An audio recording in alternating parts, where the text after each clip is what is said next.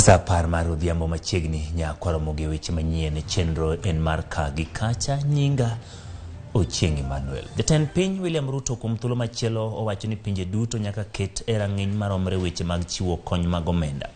Ruto wacho ni kony mag omenda ok onego ket e lwet bengi ma piny mangima kaachiel gi agulu mar omenda mar International Monetary Fund IMF. Kaolose kinde twak ewi weche mag omenda e boma ma Paris, France, Ruto wacho ni pinje mag Afrika ok mor kod paro mar keto omenda mag dongruok ni e lwet jomatin. To makamano yore kod jatend piny France Emmanuel Macron, jatatije maduong' mar IMF Kristalina Georgieva kaachiel gi jatend bengi ma piny mangima Ajay Banga. Jatend piny oramo ni nyaka tim lokruok ne chike matayo omenda mag dongruok e piny mangima. Gino mowacho ni nyalo kelo lokruok maduong' e piny.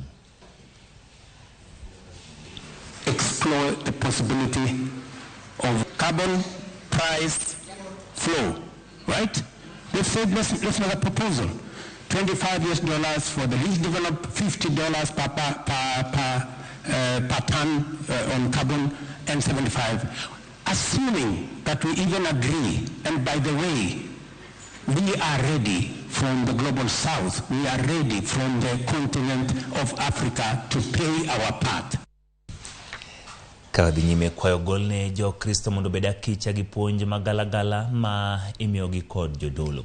E okenge ma kedo gi puonj magalagala ma ichiwo kod ma hukum jodolo, kanisa mar Anglikano chako chenro mayalo ne jo Kristo magi e gwenge mag Mwea Mbere. Jadolo ma Diocese ma Mbere Moses Masamba lero ni kanisa nyaka bede ong'ala manyime puonjo jopiny ewi kedo gi yedhe mamero ji. Puonj magalagala kaachiel kod midhiero mamoko ma okwako anyuola. Kaolose kinde nyasi ma podho riwruok ma jo Kristo e kanisa ma St Peter's Cathedral Mbere North County ma Embu, Bishop Masamba ne oyango ni anyuola kalo e midhiero mathoth ma kanisa nyaka wuog oko mar kedogo. Oywago medruok mag iye mohiu e kind jopuonjre manyiri kendo kwayo jod bura mondo we chugo chike madhi hinyo jopiny. Kuna dropout mingi zinakuja asa tamu ijao. Unaona wanafunzi wamejiandikisha, they registered kufanya mtihani, alafu wanatoka kwa mambo mbalimbali. Wengine wanasema naenda kazi zingine, hiyo tunaita child labor. Wengine wamepata child abuse, wamepata mimba. Wengine wameolewa kiwa wachanga. Changamoto mingi. Kwa hivyo ni jukumu letu kama kanisa, kama vile serikali inaangalia pia, tuone tumetoka nje, tukae na watu. By us not actively engaging in mission, we've opened the space for extremists. Because we believe that Anglican Church has a sound doctrine. We have what it takes to nurture a health society. But for some reason, we've opened the space where now we have extremists, for example, like Shakahola. And in the past, we have also had many other strange doctrines that have misled people. So Anglican Church has a responsibility, and we cannot step forth backward and just let emerging sects mislead society. So we as Anglicans, and indeed we are calling on the entire church that believes in the right doctrine, not to allow this kind of erroneous doctrines to continue.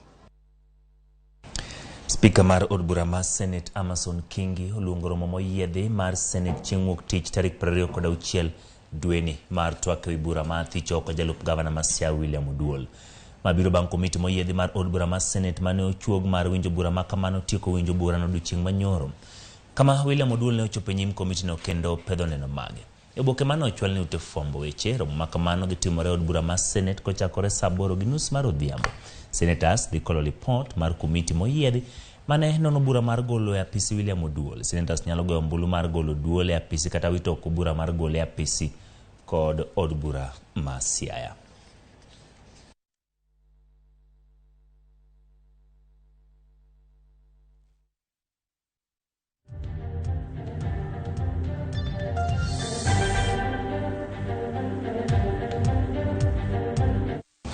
Apisas mag obila kar chung' od bura ma Kimilili ne otieko yudo puonj mar loko paro kendo dak makare bang' kalo e midhiero mar madho kong'o asasa. Bad migawo mar obila koriwore gi bad migawo mochung' ne kedo kod kuong' moko puodhi na kada odhial apisas 30 mane madho kong'o asasa kod obok bang' yudo puonj. Kamanda mar obila e gwenge ma Imbo Kiprono Kiplagat wacho ni apisas mag obila kale midhiero madongo e yor tijgi gin mamiyo gibedo kod gwenyruok mar paro e kinde ka kinde kama gibiro kaluwore kod gik magineno e kinde mag tich kaka nek mag jowetegi e kinde mag kedo kod jonjore. Apisas mag Nakada Sara Koskei oyango ni imbo mar Kenya motelo e weche mag madho kuonga sasa. Traumatizing. The nature of work we do is also traumatizing. Even the communities we serve. So all these take a big toll on the lives of our officers. So we thought it was important for us to take them through life skills and build resilience so that they can be able to give better services to the public.